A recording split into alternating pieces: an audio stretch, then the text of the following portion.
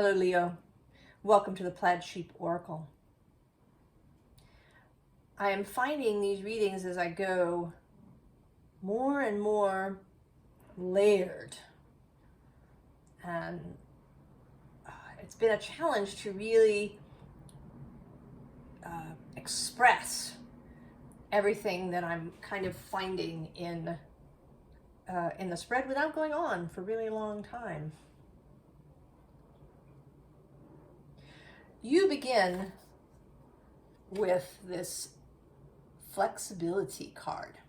Now, I had a little moment when I was choosing the card between it and another, and I choose them right from the back so I can't see. And the other card that I almost chose is Chaos. Then the face-up bottom is Passage. And the bottom is this Expansion card. So I think what is trying to come through here, Leo, is that flexibility here is a piece of advice. It isn't really... I mean, there's stuff in the reading about what it is that's this chaos, perhaps, that is coming.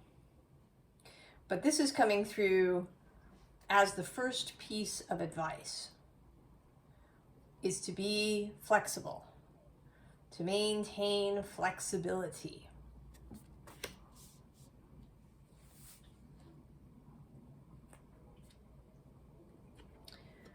Now we begin with this Eight of Cups, and she always looks a little, right? She's a little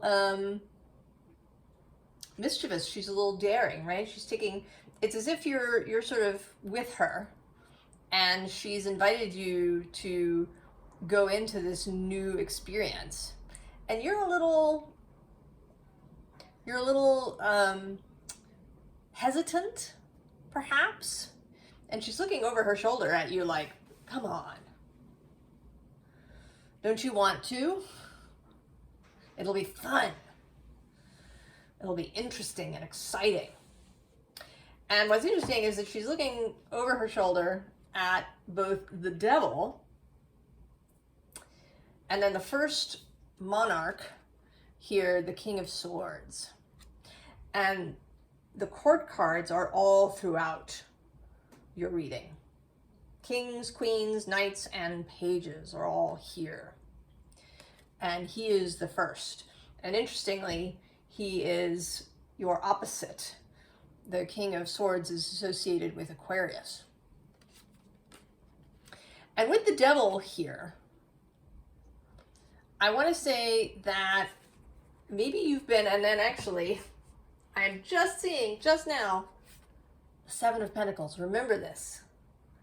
This seven of, this sort of self-flagellating, harming Seven of Pentacles, the kind of black swan,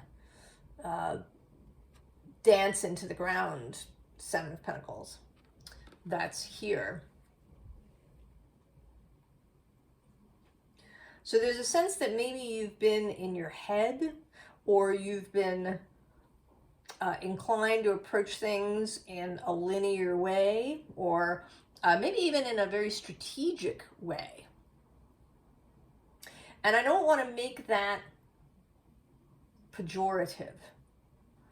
Right? I don't want to make the mind and the intellect and that sort of approach wrong. But that maybe it's just to be set aside for the moment. That the very intellectual, and especially the sort of left brain intellectual approach.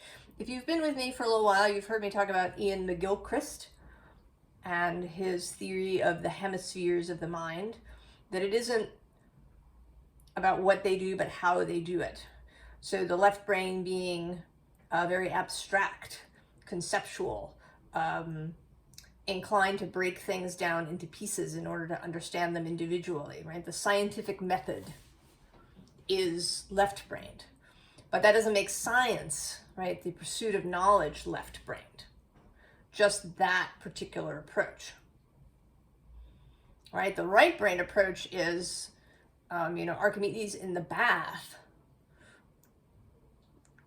right? Being in the water and coming up with his laws of buoyancy. Right? That's a right-brained, holistic, right? The right brain sees the whole thing, sees things in context. The right brain sees the landscape while the left brain sees a map. Both are necessary, and they need to work together. But as a society, we tend to lean into the left side, into categorizing and breaking up into pieces and putting things into pigeonholes,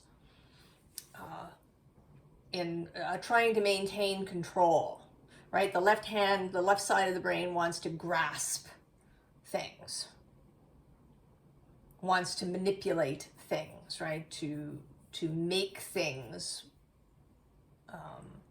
physically. Whereas the right brain, may come up with, right, the piece of artwork, may conceptualize it, and then the left brain is there to actually, put paint to canvas.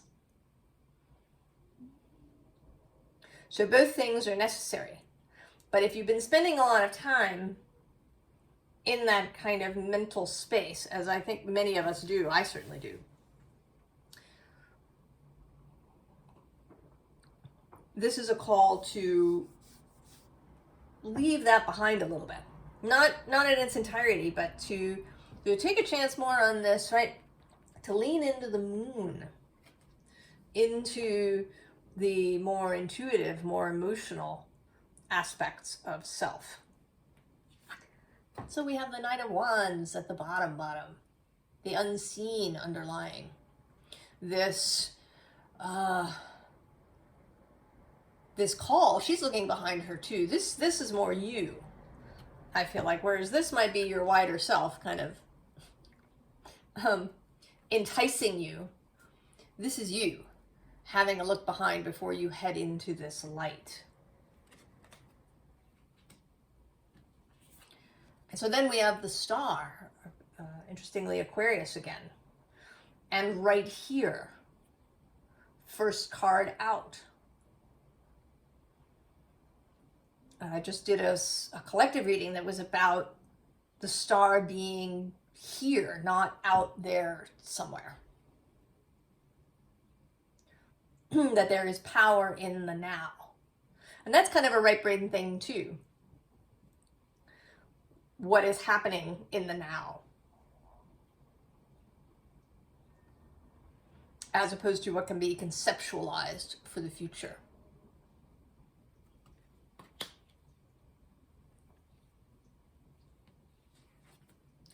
And then you show up fully.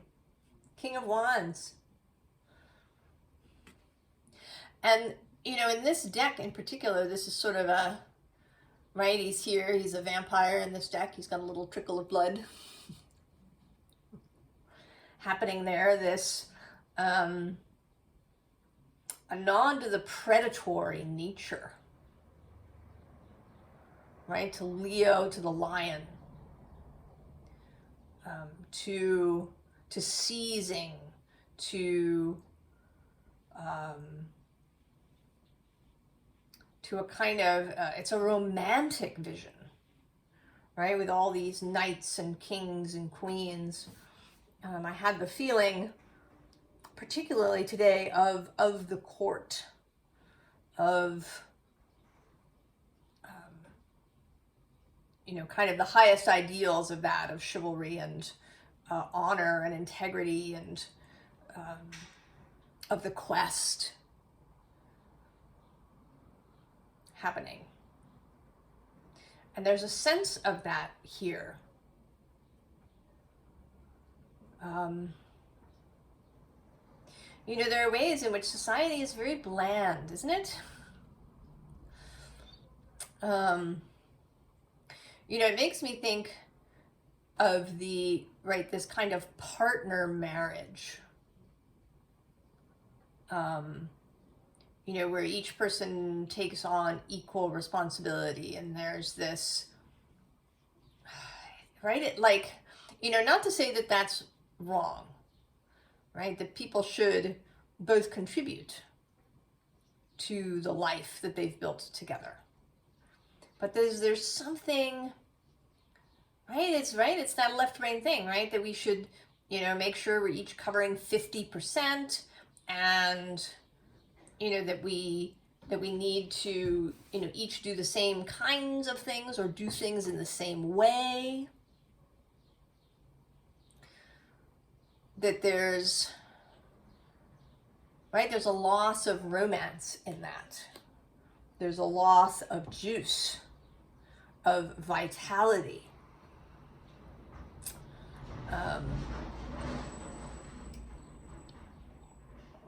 You know, it's like seeing couples who dress the same. Right? The same t-shirt and jeans, or you know, chinos, or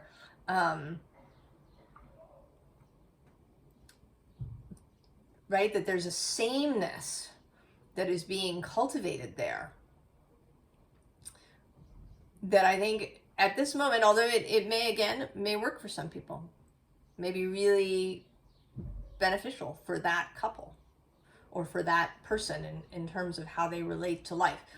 That is not what's being shown here, Leo, because then the next card you have is the Queen of Wands. So this could be about a relationship. It may be that the chaos, that the change that is about to ensue does have something to do with a relationship for you. With the two sides of this pairing. But it feels more like just the kind of general approach to life. A life that celebrates difference. That really enjoys the differences between people. And the ways that we approach life. And so if you are in a partnership, to not try to be like your partner. To not be mirroring that person all the time. And it might happen to you in other relationships too. Friendships and family and work stuff. So to celebrate the differences. You know, these two people that they have similarities, right? They're both wands, they're both fiery, they're both inspirational, but these two clearly have very different approaches to how they move through the world.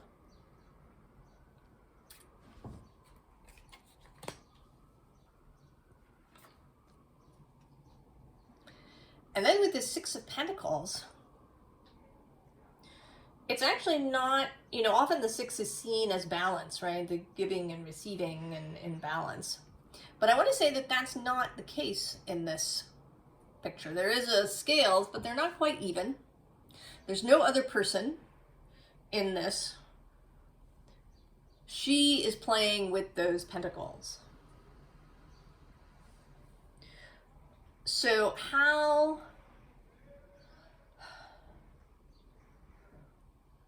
you play with the world, your interaction, this is more about your interaction with the physical.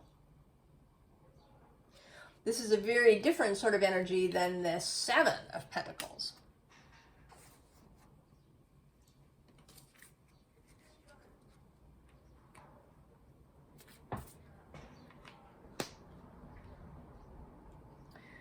So then we have our next knight, the Knight of Swords, who's actually been following me around in my readings.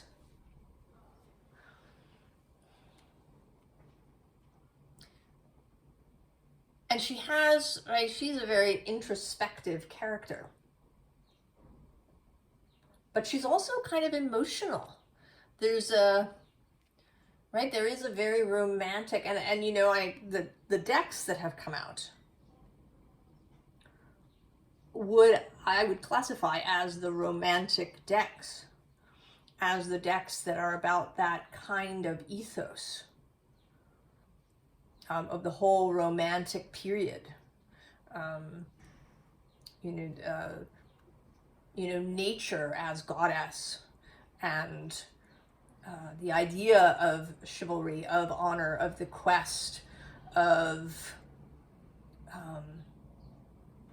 you know, of love as a motivating force. And right below her is this Herald of Cups. And I want to say that again, that this is you, that you have been wanting to really lean into your Leo-ness. Because I think of Leo as a romantic sign, as a fiery, the sign of the heart, of the sun, of that which shines out.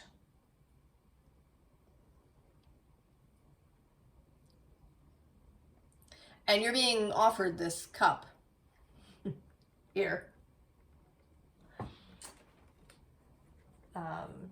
But I think underneath that is the Five of Wands, looking a little bit defensive, right? A little bit, you know, I know the world is a tough place. I'm gonna, right? And then actually below that, I just saw the Seven of Cups. So another 7. The bottom of this deck is the Hanged Man. And this Hanged Man has been here too long. Too long.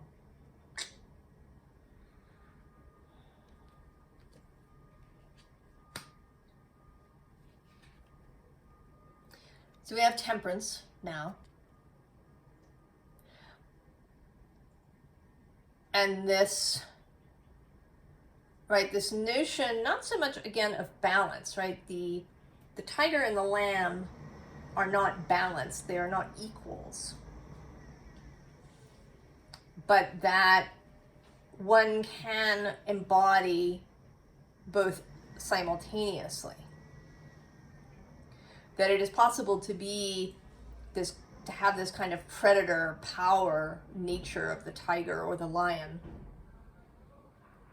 but to also have this really loving, compassionate, sweet, gentle, kind of childlike spirit of the lamb. 7, number 3, Seven of Swords.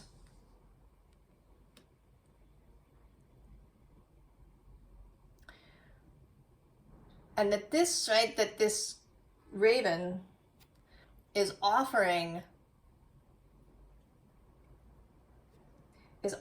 something, is offering this moon energy amidst all of these swords.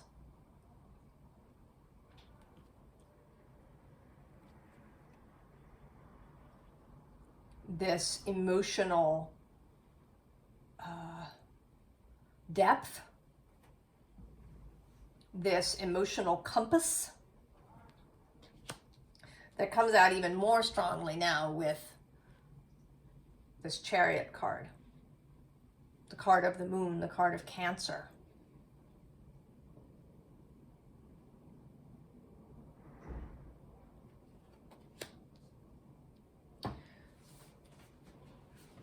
And then the King of Cups, King number 3.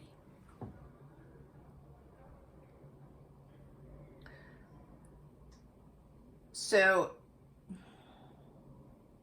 how to, right, how to embody, right, how to keep all of these kings. We actually haven't had the King of Pentacles, and interestingly, he does not come out.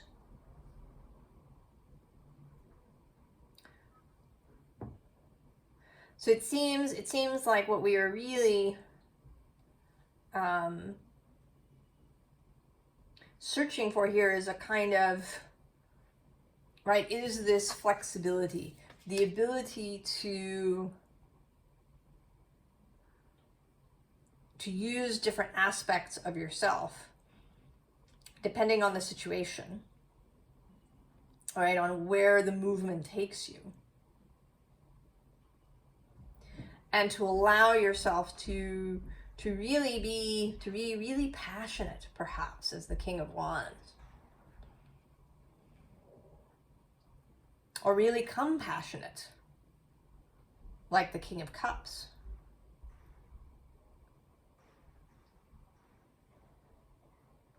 To embody all of these energies at once. And I think that the reason for that is we get the Seven of Cups again. So you are going to run into, right, there is this chaos energy approaching that is a lot of possibilities. This might be a lot of job offers or project offers, or they might even be very different kinds of things. Maybe there's a job offer over here and you know, the possibility of some creative project over there, and maybe there's, you know, a couple of new people that you've met, so that there's a lot of different things wanting your focus and attention. A lot of different things that, you know, could take you in many different directions. And how do you, you know, are you forced to choose just one thing to focus on? Are there ways, maybe, to be able to do more than one thing? The card below this is Where the Wind Blows. And I feel like you, right, that you're feeling that you might really feel the chaos, that you're going to feel as if you're being blown in many different directions, that maybe you don't have the choice, perhaps even, that you're just being thrust in this direction.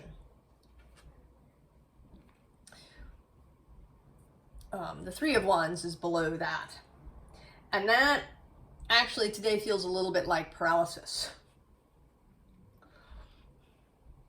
That there's so many things that you're going to be overwhelmed and you won't know. It's like there's, you know, a dozen ships out there on the horizon and she doesn't know which one to go board. Now, interestingly, you've seen my cards are normally all in the upright. I don't read reversals, and I shuffle in such a way that they come out right side up. But occasionally, cards will, you know, get spun around in the deck and will come out upside down. And then I leave them because it's relevant. And here, this card, you know, this feels like spilling, right? When she's upright, it feels great, releasing this benevolent world, the butterflies are flying away. This feels today kind of like loss, that the butterflies are spilling away. And that there's this kind of blankness, this emptiness, that there's nothing there. The last thing is flying away.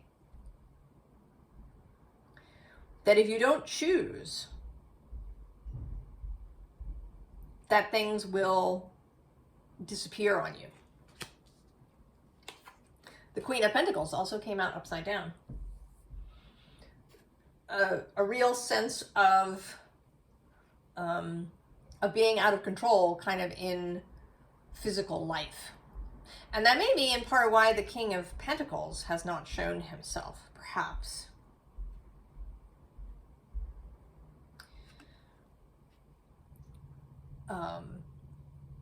That maybe there's too great a focus on this aspect of things. maybe there is too great a focus on the physical. So not that you should, right, stop making food for yourself or doing the laundry or, paying your bills. But that an enormous amount of your mental energy is being used up in this pentacle space. And that may be part of the King of Swords. It may be very strategic in your mind to pay a lot of attention to the physical aspects of your life. But then we have the moon, right? This unknowable. So I think that when all of this arrives, if it hasn't already, when this chaos energy shows up, that you may feel overwhelmed. You may feel like you don't know what to choose. That perhaps you're being forced to choose only one thing. It could be in the form of, the company you work for getting some, new project or new client that's suddenly sucking up all the air. And you're being asked to work extra hours, or to take on a lot more work. And it feels, that feels overwhelming. That maybe you feel like you're being forced to choose between your job and your family under those circumstances. And that if you don't make the choice, that then something will be lost. Maybe money will be lost with this upside down Queen of Pentacles, or maybe the opportunity will go away and never come back. You may feel a great uncertainty about the future in general.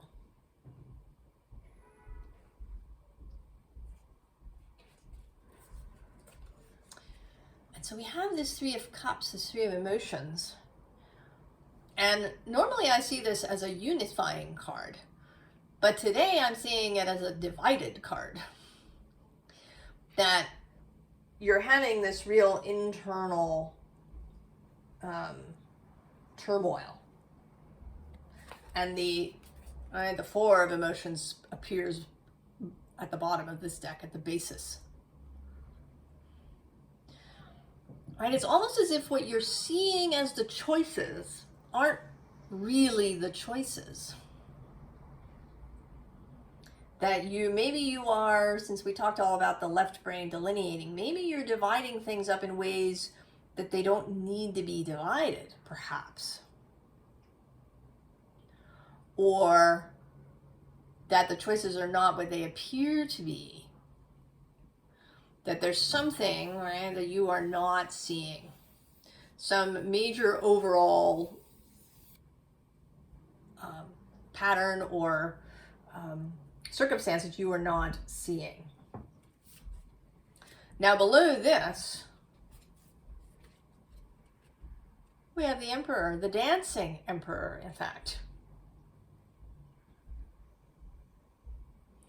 So this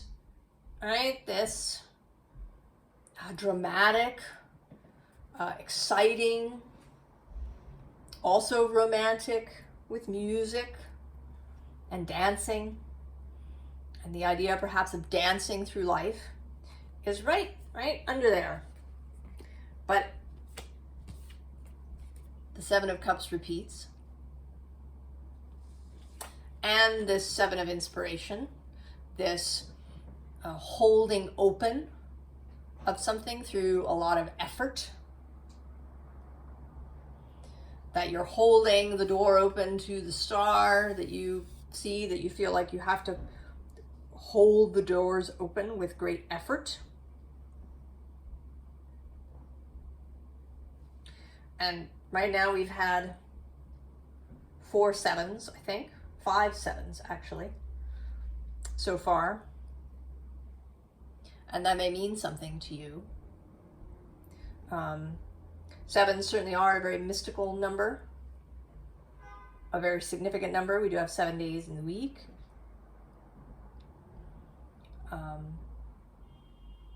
the sort of expansive nature a little bit of sevens. I mean, in the tarot, they're a little difficult, the sevens. You have this balance in the sixth, and then you move into the sevens, and there's a little bit of difficulty. Right? The Seven of Cups is all these choices. The Seven of Swords is perhaps excess thoughts or even secrets and lies, things hidden. The Seven of Wands is defensiveness, is this bracing sort of energy, having to fight for things. And then the Seven of Pentacles, which, right, that can kind of go a couple of different ways.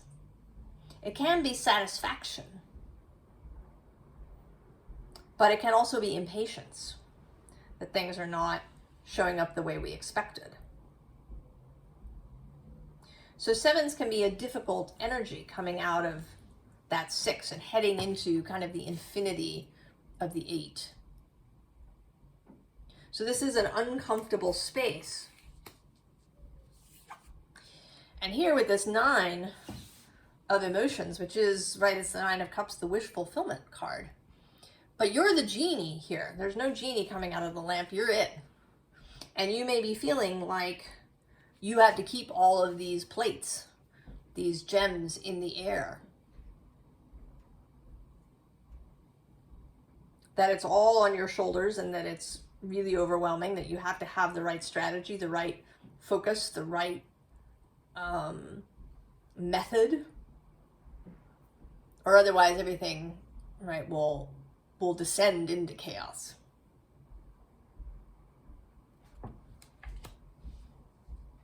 You know, and it may be partly if you've had a sense of scarcity in your life, then when a lot of opportunity comes in, it may really feel overwhelming, right, to the nervous system, to the body, and to the intellect, which learns in our society that we have to have control over everything, that we have to be on top of everything.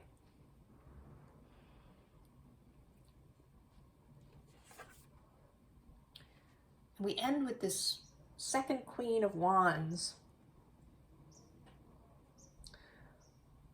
who is, right, this is calling to you. As the Knight of Wands, right, this light that's calling, the sun here that's calling you, Leo. She is not in overwhelm.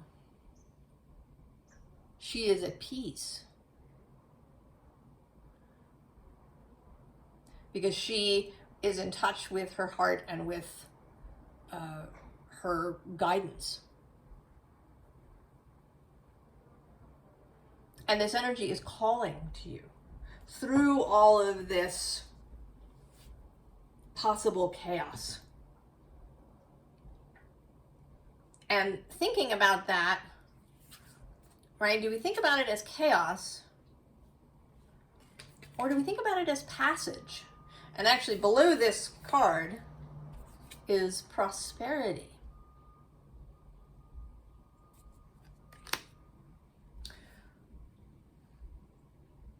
So the mental idea and how you approach it is going to make a big difference for you, Leo, when all of this stuff comes pouring in. It may be that this has already started, or it may be coming as we move into the spring and summer. There is, astrologically, there's the conjunction of Jupiter and Uranus in Taurus that's squaring your sign.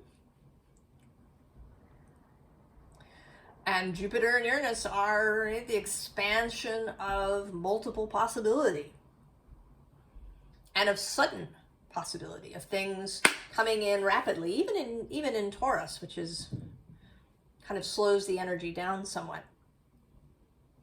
It may also be showing up in very physical ways. You know, many projects, many new clients, many possibilities for a new house, perhaps.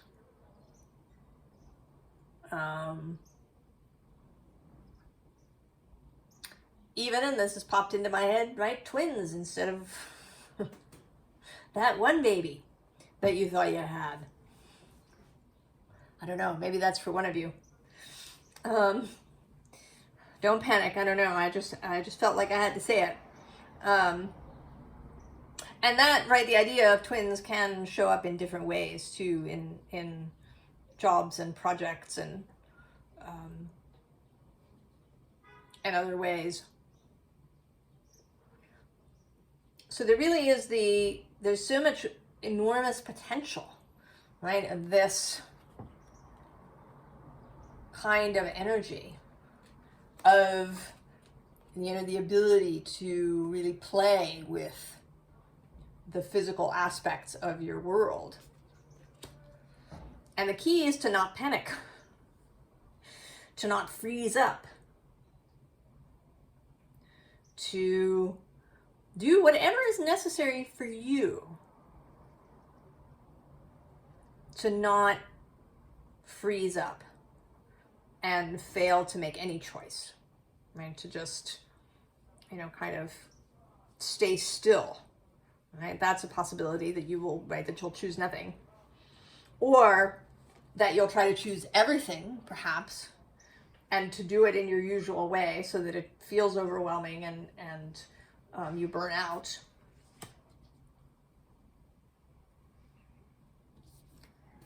Official advice. We start with the King of Cups, of course. And right below him, the High Priestess. Now there's a serious pairing. Oh, and there he is. I didn't see him before. It's the King of Pentacles. There he is. He is below the King of Cups and the High Priestess. The ability to manage your physical world comes through the emotional and consciousness space. Now, the bottom of this deck is very interesting. First of all, there's the Two of Cups at the bottom. The union of opposites. And the self-compassion, self-love.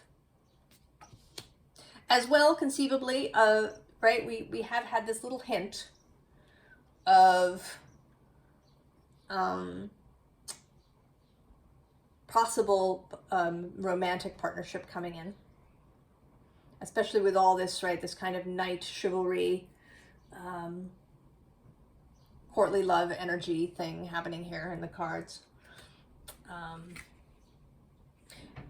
And then I was minded to look beyond. I don't always look beyond what this card is, but we get the Queen of Wands again, and this time in a very sovereign state. All right, very together, very in command of things. And I had been, actually the reason that I looked was that at this point I hadn't seen this Seven of Pentacles. And I was looking for it. And I had this idea that it was at the bottom of this deck, and it was just beyond the Queen of Wands is the Seven of Pentacles again. And this time also sort of an ambivalent, right? There is a harvest that has been gathered, but there's also kind of a pensive look. Like, is there more? When will there be more? And the answer to that is, right, when you are the Queen of Wands. So you see that, right, there's all of this layering happening. And all of these, right, these cards repeating and rhyming. Actually, I'm going to say that the next card here is the Nine of Wands, which happens to be the next card next to the Hanged Man under this deck. I'm opening the King of Wands again. And why not? Oh, the Nine of Swords, yeah. And the Sun. I should probably stop because we could keep going for, oh yeah, because then we have the Knight of Cups.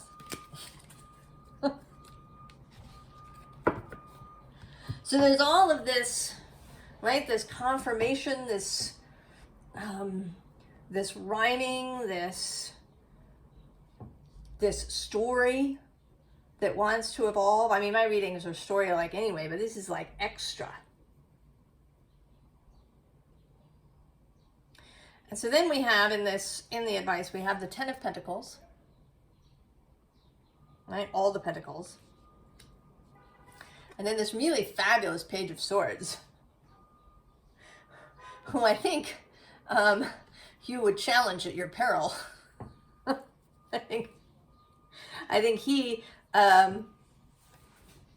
is bigger than he looks. He is right, that he is heart-led, this Page of Swords, that there is a lot of power in this little body.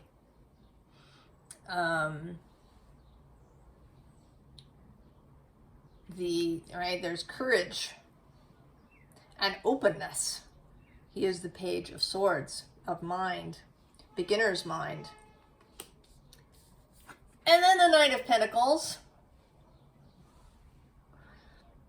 I think we had all the knights. We've had the Knight of Swords, of Pentacles. We did see the Knight of Cups at the bottom here. And then the Knight of Wands. So we've had all the knights too. All the kings, all the knights.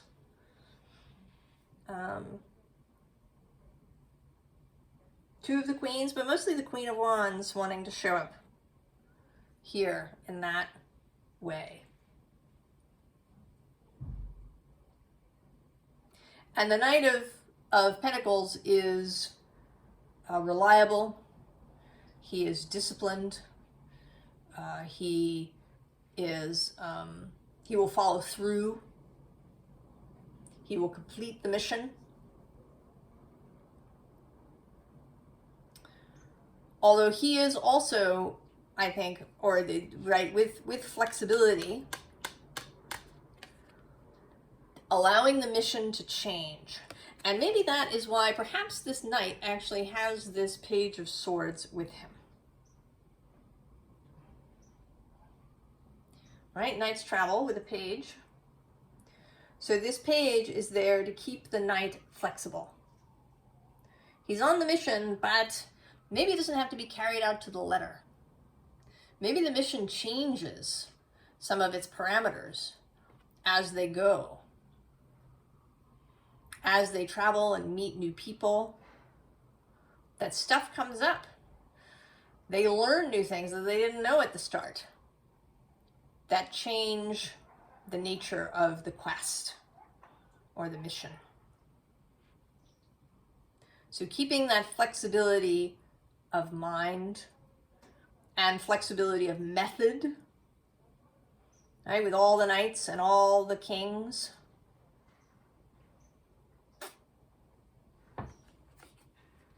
Right, the knights are also mutable energy traditionally, while the kings are the fixed. So what is solid, what is stable, and then what can you move, what can you change? How can these two things work together? How can you borrow from the signs on either side of you, Gemini and Virgo? The Knight of Swords and the Knight of Pentacles. Stay flexible, Leo, as all of this shows up for you. Because the possibilities are